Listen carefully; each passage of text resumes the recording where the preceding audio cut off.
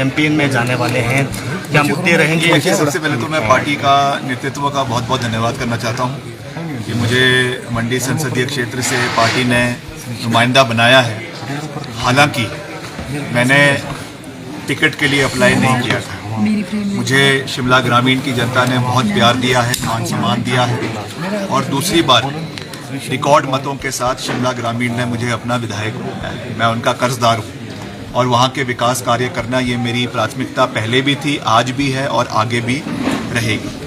प्रदेश में मुझे मंत्री बनने का सौभाग्य प्राप्त हुआ है और मैंने पूरी निष्ठा के साथ प्रदेश के हर वर्ग के विकास के लिए अपना योगदान मुख्यमंत्री जी के सहयोग से देने का हर संभव प्रयास किया है। आपने देखा कि आपदा के समय में जहां एक समय में 4,500 सड़कें बंद थी, हमने रिकॉर्ड समय में उन सड़कों को खोलने का काम किया। आज मैंने सुबह भी कहा था कि ये हमारे लिए दुर्भाग्य था कि सबसे ज़्यादा नुकसान अगर कहीं आपदा के समय में हुआ, ऊपर जा रहा है, दान जब दिया जाता है तो एक हाथ से जब देते हैं तो दूसरे हाथ को उसके बारे में पता नहीं होता है। हमने भी अपनी सैलरी से जो है दान दिया है, मगर हमने तो कभी उसके बारे में कोई ड्रामाबाजी नहीं करी। हमने तो कभी मीडिया में आके नहीं कहा कि इतना पैसा हमने दिया है, इतना नहीं दिया है। तो ये चीज़ें, इस चीज़ को जो है इस तरीके से जो सेंसेशनलाइज करने का प्रयास किया जा रहा है, ये बिल्कुल भी सही नहीं है। और बार बार जो एक वो बयान दे रही हैं कि कांग्रेस पार्टी हिंदू विरोधी है और हम हिंदू विरोधी पार्टी को हराएंगे, मैं उनको बताना चाहता हूं कि मैडम, ये एक देवभूमि है। हिमाचल प्रदेश एक देवभूमि है जहां पर कांग्रेस पार्टी की सरकार, पहली सरकार थी हिमाचल के अंदर जहां पे धर्मांतरण का कानून लाया गया।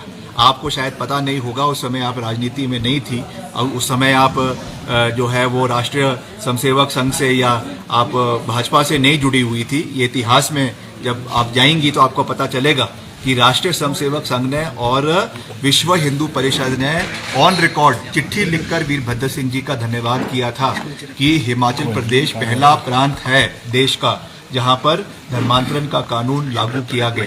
हिमाचल में करोड़ों रुपए हमारे मंदिरों के जीर्णोद्धार के लिए अगर किसी सरकार ने दिए, कांग्रेस पार्टी की सरकार ने दिए।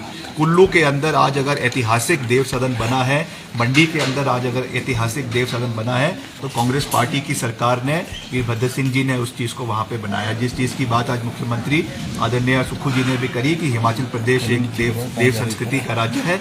यहाँ पे इस तरीके की बातें कर लोगों का ध्रुवीकरण, लोगों को बांटने का जो प्रयास ये सरकार कर रही है, ये पार्टी कर रही है, कंगना जी कर रही है, ये बहुत आपत्तिजनक है।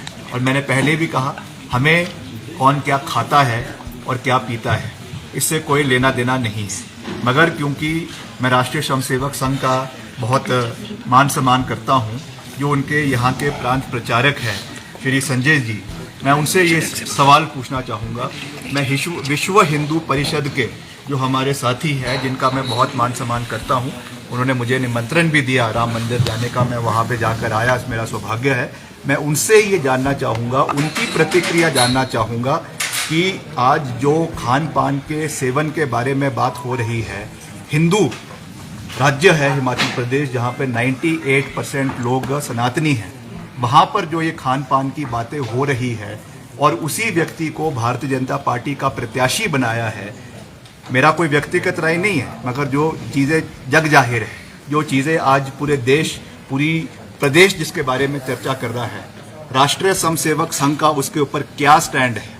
क्या वो एक ऐसे प्रत्याशी का समर्थन करते हैं जिन्होंने इस तरीके का खान और पान पूर्व में किया है या वर्तमान में किया है? वो चीज़ें तो वो जाने, मगर राष्ट्रीय स्वयंसेवक संघ का इसके ऊपर क्या प्रतिक्रिया है, ये आने वाले समय में जानना बहुत महत्वपूर्ण हो गया है। क्योंकि राष्ट्रीय स्वयंसेवक संघ अपने को जो है वो एक हिंदू एक ऑर्गेनाइजेशन के रूप में प्रोजेक्ट करती है, हम उनका बहुत मान सम्मान करते हैं, इसलिए उनका क्या व्यू इसके ऊपर है, ये शायद आज प्रदेश की जनता भी जो है वो जानना चाह रही है।